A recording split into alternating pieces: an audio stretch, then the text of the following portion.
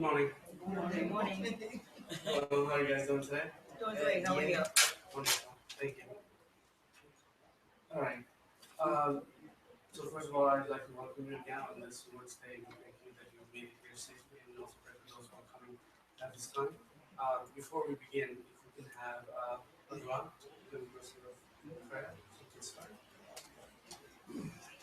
Dear Heavenly Father, once again, we're so blessed. We're so blessed this morning, Father, that you allow us to rise out of our beds for a morning.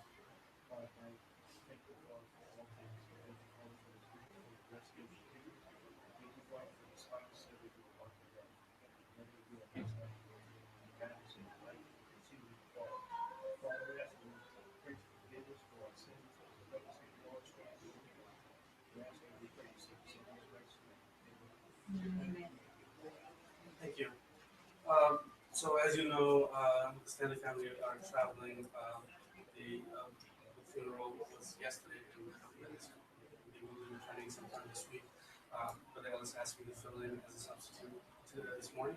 And just like last week, we will be recapping a lot of the previous chapter that we covered over, and we'll be continuing the newer portion of it once he does return.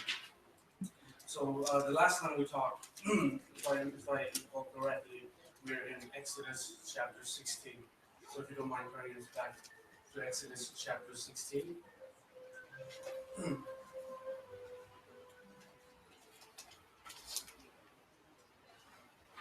We briefly went over a recap of the previous chapter in Exodus 15.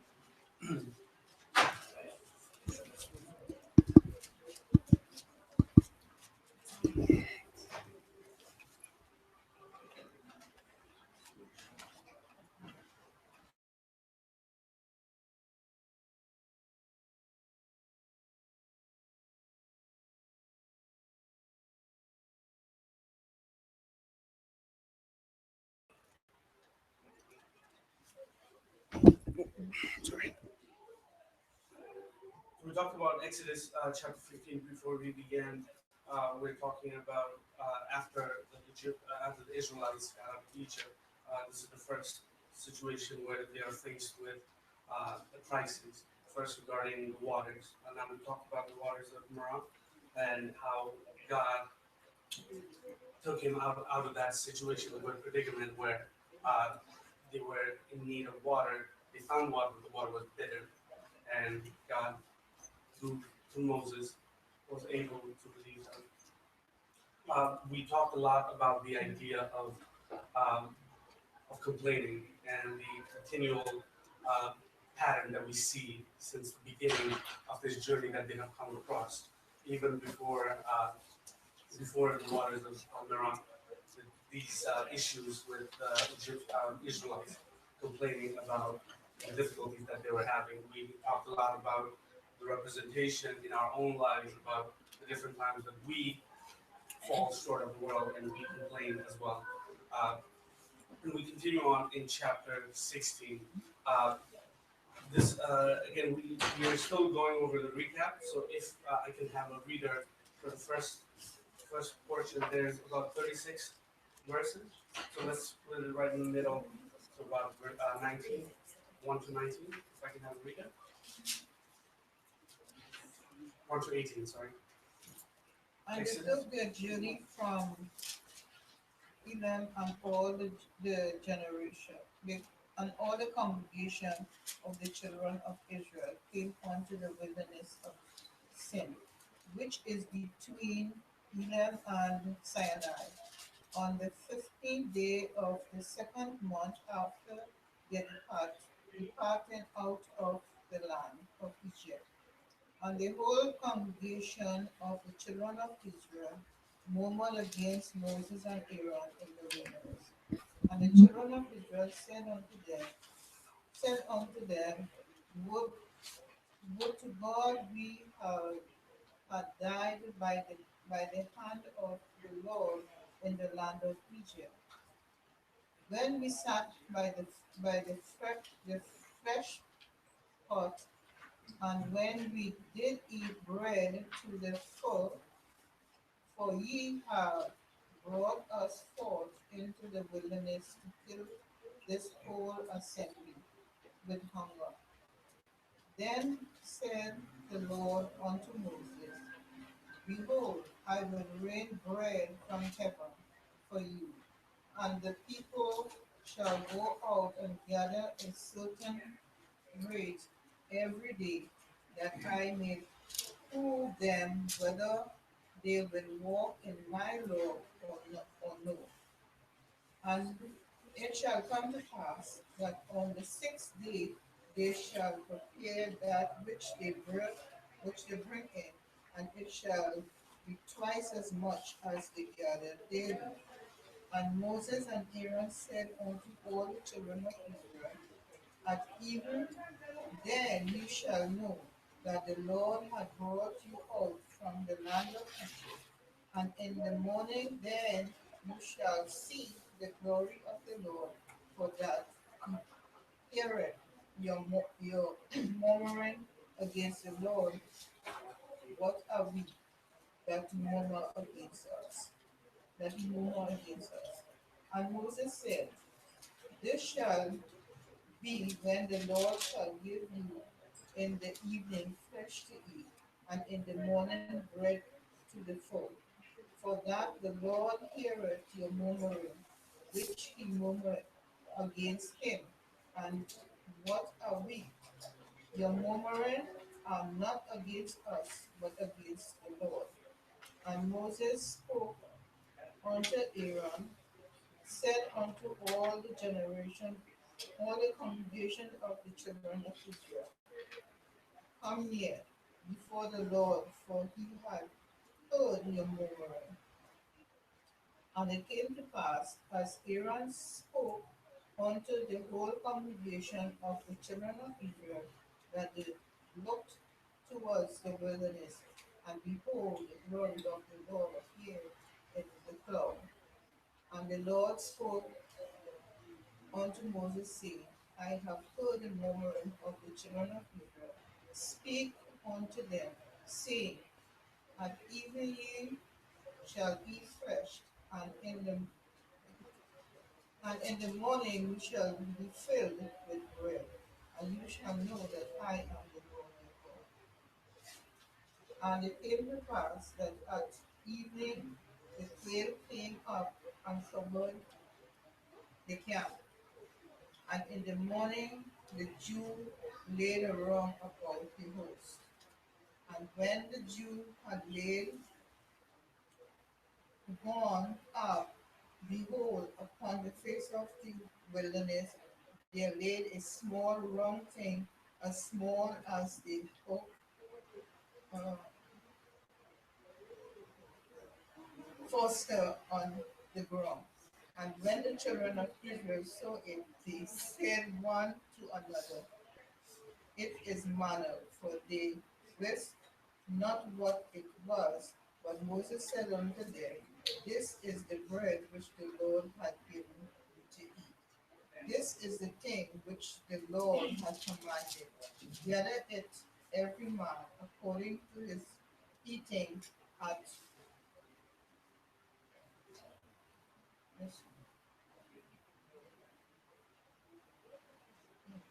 at, oh my God, at another, for every man according to the number of your person. Take ye every man for them which are in his tent. And the children of Israel did so and gathered, some more, some less. And when they did meet it with an omer, he that gathered much had nothing over, and he that gathered little had, had no lack. They gathered every man according to his eating. And Moses said, Let no man leave for it. And Moses said, Let no man leave of it till the morning. 19. I can finish it up. From 20 it reads, However, some of them paid no attention to Moses. They kept part of it until morning, but he was full of maggots and began to smell. So Moses was angry with them. Each morning, everyone gathered as much as they needed, and when the sun grew hot, it melted away. On the sixth day, they gathered twice as much, 2 omers for each person, and the leaders of the community came and reported this to Moses. He said to them, "This is what the Lord commanded. Tomorrow is the day of Sabbath, rest, holy Sabbath to the Lord. So bake what you want to bake and boil what you want to boil. Save whatever is left and keep it until morning."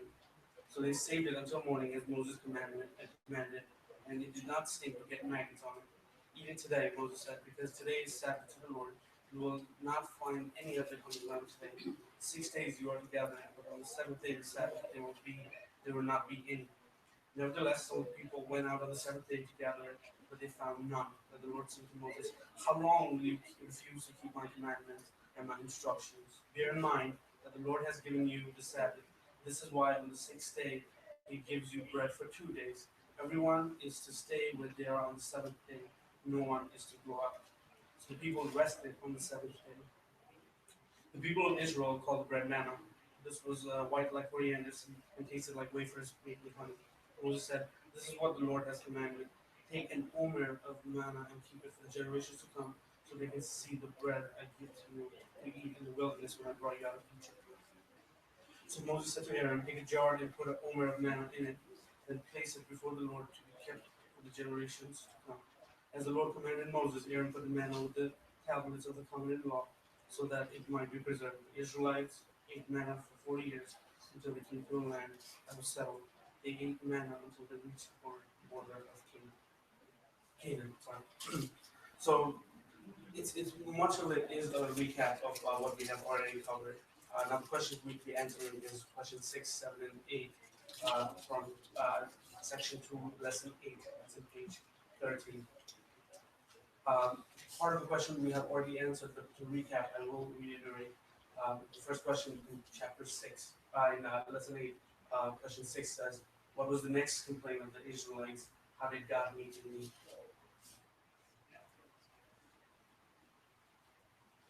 After the waters of Marah, what was the next complaint?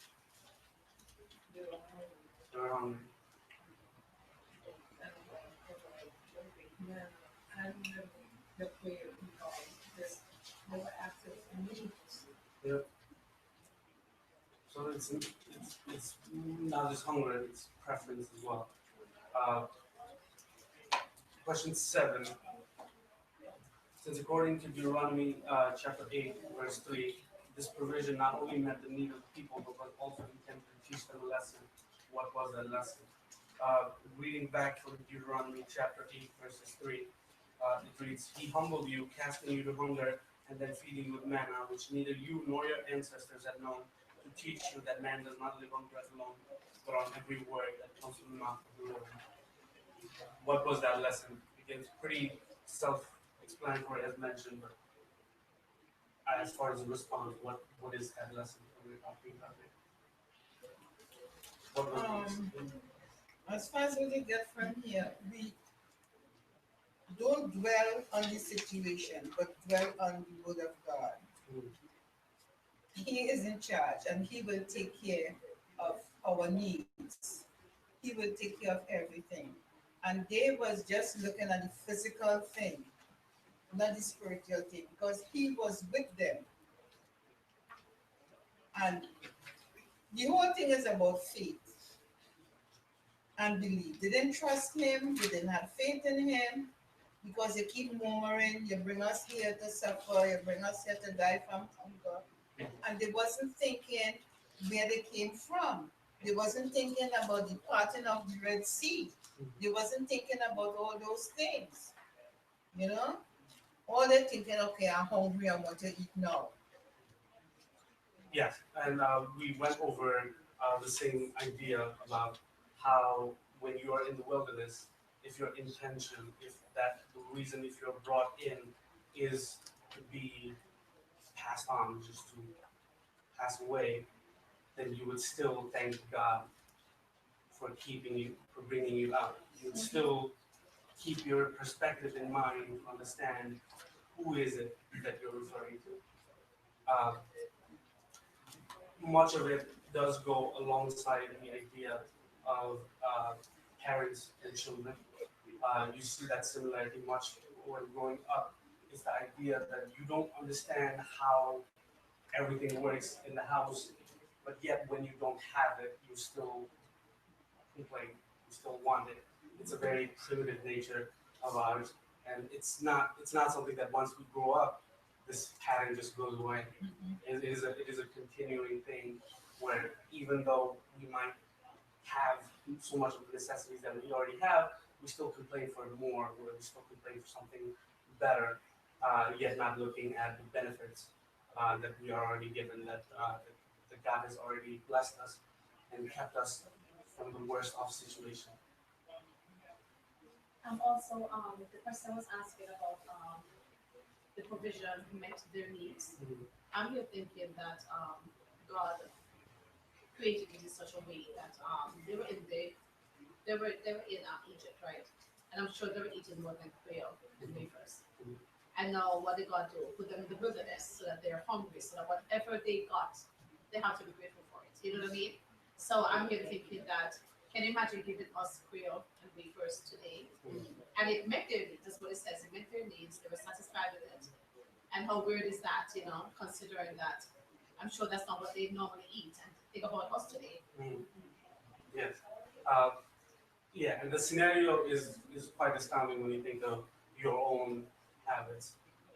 Like for instance, if you are at the brink of death, your complaint would not be for the best kind of meal. You would just be survive, and that is kind of the idea. Sister Karen brought up, which was really good, is the idea that uh, when you are given to your necessity, you need to understand that your necessity has been met, and not to want to exceed that necessity.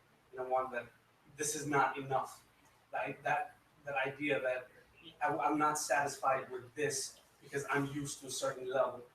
I think a lot you can see that a lot of the similarities in your our own lives when God takes you out of the situation that could have gone so much worse.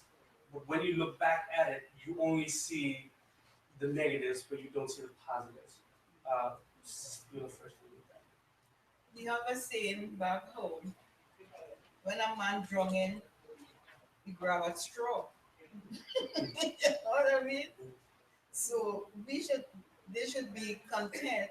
Okay, you had all this thing, leak and whatever in Egypt.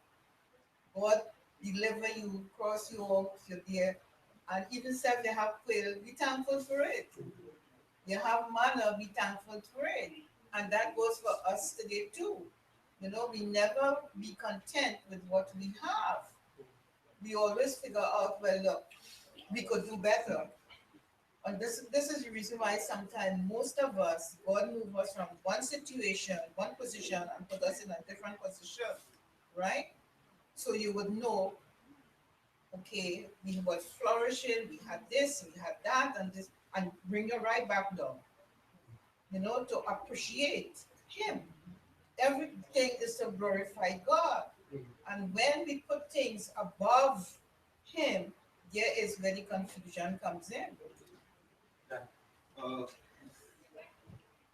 I like to uh, illustrate a little bit closer in this situation.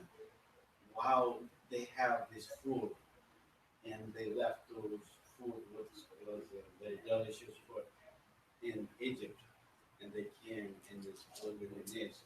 They have just one the bread that God gave and the drink that God gave and the meat what they have. My mom and dad, when they moved out from different locations where they call wood, they call jungle, and they cut it up all the jungle. They made a little house. There was not my father and mother. There was so many people who were there.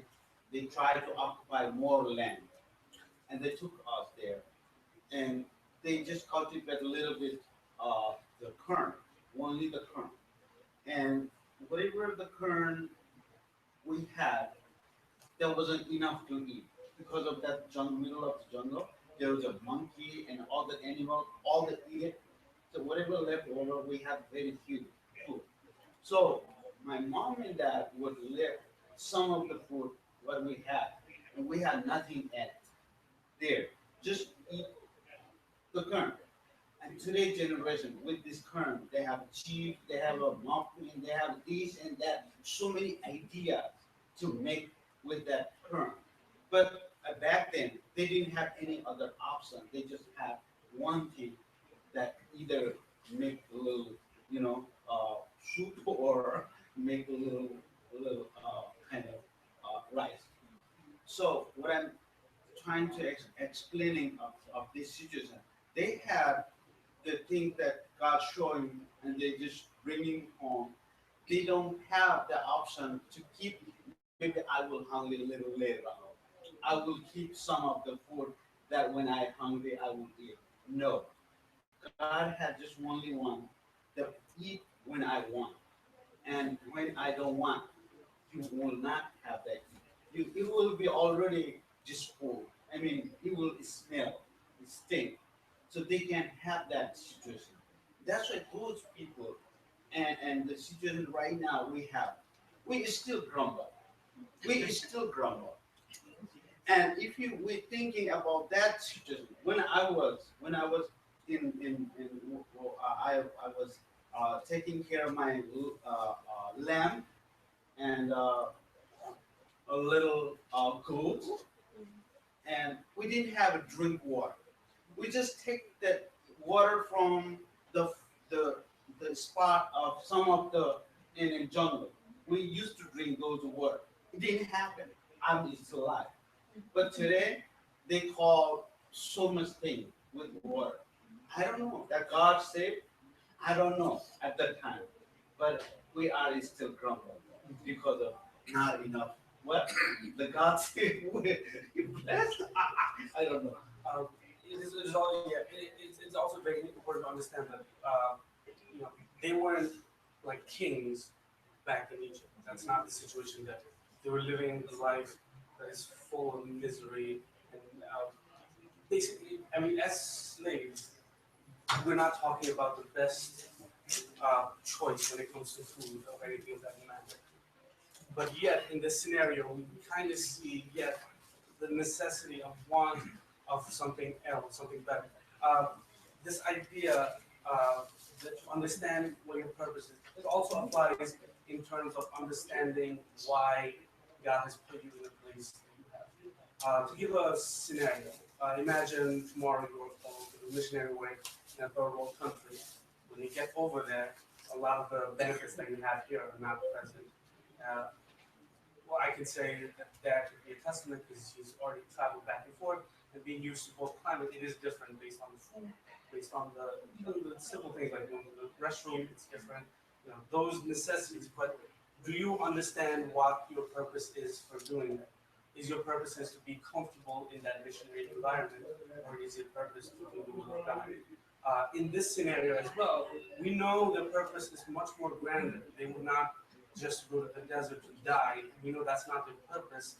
Yet, if we start focusing on the things that are that what we desire or what is best for me to survive this environment, we cannot look at the ultimate purpose. I think, yeah, if you don't mind, Sister Bula, I can use the example of your life in such a good parallel because from where you came, the house that you currently had, this place is not the same. The place that you lived in was much better, and it is kind of in the same scenario. If you were to now complain, saying, "Oh, I had a better place before," not thinking that, hey, God has actually brought me in here for a purpose, which is the attitude that you have. So that is kind of like these little things that we can see in our own lives, where we fail to see that purpose because we're more focused on the physical aspects of life, and it's not. The example of Sister Beulah is not an extreme, but let's say if she was not living in that place, she was living in a worse place, or if she was homeless, God forbid, would she still have that attitude to say, at least I know what I'm here for? Even if she's living in a shelter home, then she'd say, oh, at least I can reach out to more. Is that the attitude you would have? Because this thing is much more severe when you talk about almost in the brink of death. I just survived dying of thirst, and now I'm hungry. would my focus still be on knowing, hey, God took me out of Egypt for a purpose? Or would my indication be, I'm dying of hunger? And it's very difficult to say. It was very difficult for us to just to say it, because saying is one thing, but doing is another. We think of the scenario with Sister Bula, and that is already difficult as it is, living by yourself, homeless. But this is dying. It's very difficult to put ourselves in perspective if you have not faced hunger, if you have not faced thirst to death. So it is very important to always keep that mindset, to understand the purpose of moving forward. Now, continuing on with the second question, the third question, in question 8, where it says, how does the chapter relate to the prayer Jesus taught his disciples in Matthew 6:11? This is a prayer that we are very familiar with, where Jesus Christ, in the prayer, just so that I can read it. And when you pray, do not be like the hypocrites, for they love to pray standing in the synagogues and the street corners to be seen by others. Truly, I tell you, they have received their reward in full. But when you pray, go to your room and close the door and pray to your Father who is unseen. Then your Father who sees what you've done in secret will reward you. We're going to verse 11 after Jesus Christ reads, Our Father in heaven, hallowed be thy name. Your kingdom come, your will be done on earth as it is in heaven. And this portion which says, Give us today our daily bread, and forgive us of our debts as we have forgiven our debtors. What how does that give more reflection to that particular instance? We also see the same scenario um, of Jesus being tempted on the 40 days where Jesus says, Man does not live on bread alone. How does this carry over to the same theme of Jesus being tempted, or the idea that man does not live on bread alone? Any thoughts? Comments? This was a foreshadowing of things to come. So this new life, this new religion that God has created. Prior to that, he spoke directly to one family, excluding all the others. He spoke to Job, Abraham, but not Lot. So now he spoke through Moses. He's talking to Israel, a whole group of people. He's molding these people, and he took them to near death with water. He took them to near death with food, and now he's supplying everything.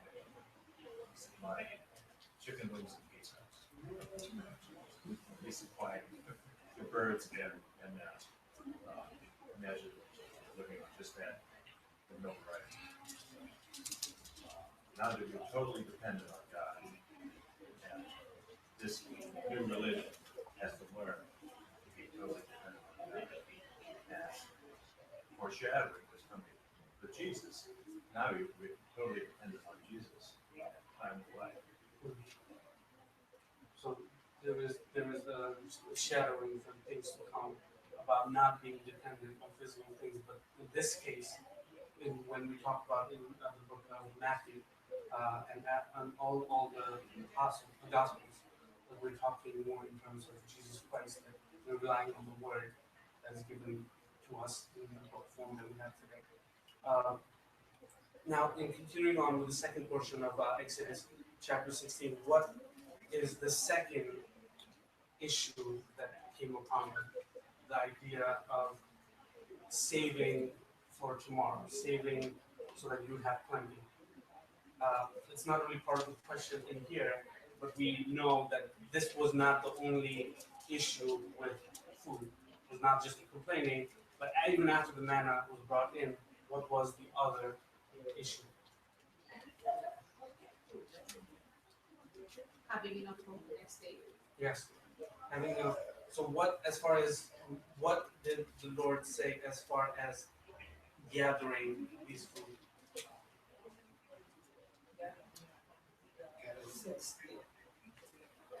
Mhm. There was that move on the 6th. Right?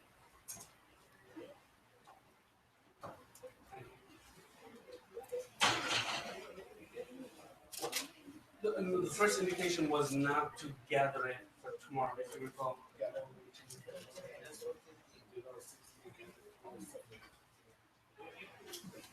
Uh, which goes back to the give us this day of daily bread.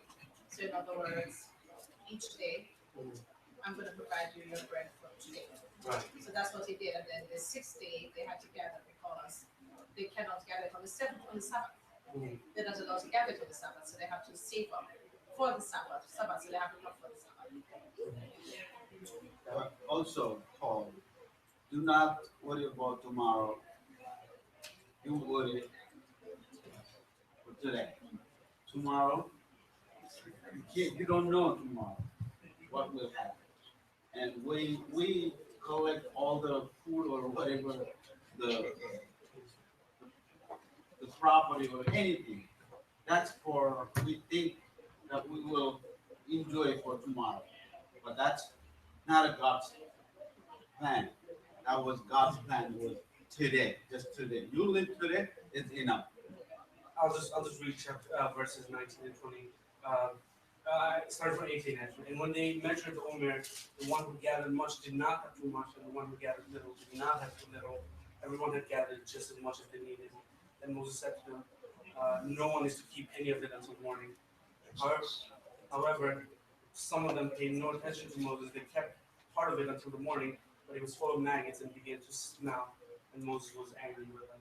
So that was the first issue before the whole sixth day, and twice as much on the sixth day, so you don't have to worry about the seventh day. This is just the first indication when we get bread, we're thinking still survivalistically in terms of survival.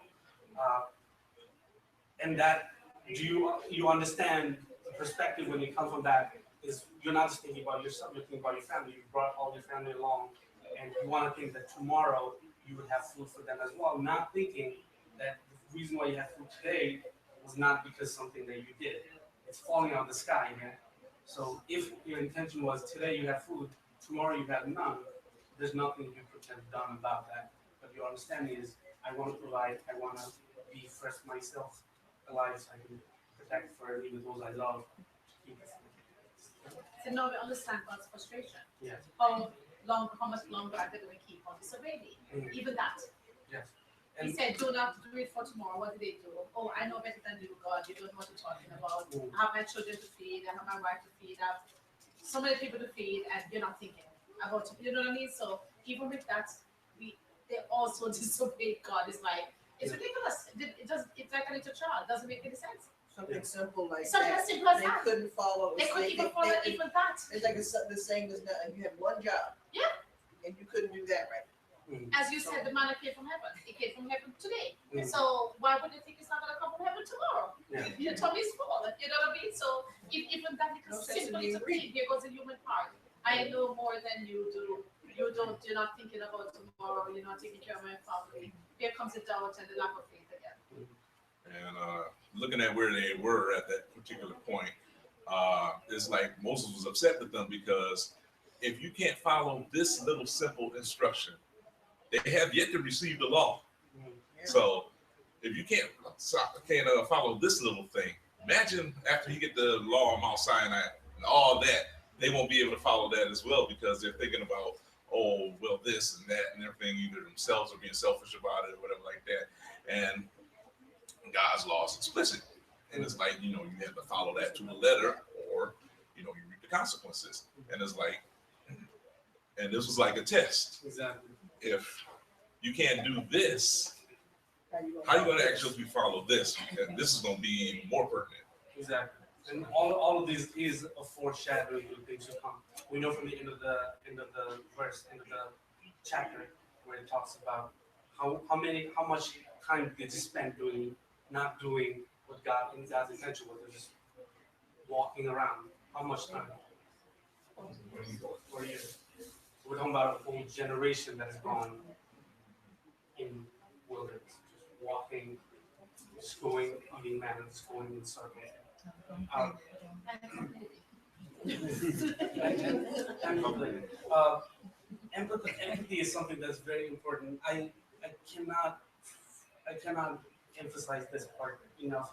That the Sabbath part is even more important because we understand what is the importance of Sabbath. Can anybody really quick tell me what's the importance of the Sabbath? A day of rest. But where does it come from? Thank God. From exactly. It's a command because we follow what God tells us to do. Like for instance, why are we here on this Sunday morning? To worship. Worship God, and this is commanded, and the first day of the week, Yes. and that is in the beginning when God created everything, sixth until sixth day. The seventh day when He rest. That means all we carrying since beginning. And still this is going on. It's according to His will. Yes. So it's important to understand that idea to follow God's will. For we know on Sunday morning, not everybody's here. We are doing work. We have other priorities that we keep. But the idea of not doing the God's will, but thinking about what is best for your physical life, that is something that you cannot ignore. Like every time there's a situation where I have to put, let's say, my work before coming here, and how many times has that happened? Where you have to choose between either I can keep my job so I can provide for the future for my family, or should I come to worship service on a Sunday morning? Uh, I know where you're coming from because I experienced that. When I first came here in New York, I was working Sunday to Sunday. And it was hard on me. I beat up myself because I couldn't worship, I couldn't go to Bible class. I was wrong the clock, And I remember one woman said to me, she said, "Bila, stop it. What you doing? You're doing it for the Lord. And you're doing it with a good heart. So look at it that way. One day you will be able to reach in a position where you would be able to fellowship on a Sunday and even partake on a Wednesday. And this was it. It really came to pass. So it is hard. yeah. And I guess just to end on the closing note because we are out of time. Is whenever you're praying for these type of scenario, you're praying for the blessings that you have in your life. This is just like Jesus is thanking for today, because tomorrow it could be worse. Think of the purpose that you laid out today, not think about uh, the necessities that you can hold out for tomorrow, the day after tomorrow, or the day after that, because that's kind of it's very difficult to separate that part from our own lives, because we come here once a week, but this kind of commitment to understand more about God, how can we say it's not something that can be reflected on us? Because just because we're here on a certain time frame for a few hours, that does not mean that we would have the same perspective. We would not have the same perspective when the other days of the week we're thinking of the same necessities and not thinking the blessing that you have. We're thinking about let's save up for tomorrow, or let's plan this so that my existence can go through, but not understanding what your purpose is. So that part is something that is very important to think about, and that's something that hopefully this lesson can be a kind of self-reflection in that we're going throughout the week, and you can think about that day is not because you had planned it the day before. The Israelites got manna the day after, not because they had saved it, but because that was something that God had his complete hand in doing. And when God says, how many times, I'm just going to reiterate that verse where it says, then the Lord said to Moses, how long will you refuse to keep my commandment and instruction? This is like a very humbling experience when you think about the same words being applied. How many times are you going to think about yourself over thinking about what your purpose is? So, with that said, we are going to close out this chapter starting next week. If you will prepare for the Exodus chapter 17, uh, where we talk in detail of the coming generation, as the last passage ends with them being at the gates of the king. Right. Uh, Some people will pass, nothing to do with this, but fantastic job covering. Yes, you should continue. Like very, very good job. Thank you very much. Brother, if you don't mind, just closing something. Let's pray this time. Father and our God, we give you thanks for this time that you brought us together safely. And we've been studying another portion of your word. We ask, Father, that what we learn, that we will preach it and teach it to others. And that as we go from this point of service and prepare to worship you in spirit and in truth, we ask, Father, that you will be with us and that you will guide us and protect us throughout this day and be with those who are on their way here and guide them here safely. Ask in Jesus' name. Amen.